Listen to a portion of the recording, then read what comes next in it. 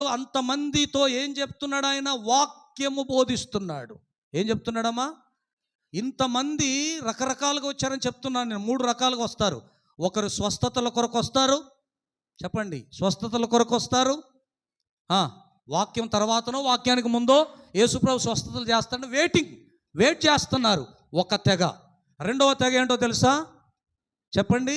ఆయన నోటి నుండి వచ్చే మాటల్లో మన బ్రతుకులు మారుతాయి. ఆయన నోటి మాటలు ముత్యముల కంటే విలువైనవి. ఆ శ్రేష్టమైన మాటలు వింటే మన బ్రతుకు మారుతుందని వాక్యం కొరకు వచ్చిన ఉన్నారు. మూడవ తెగ ఏంటో చెప్పండి. మూడవ తెగ ఏంటి?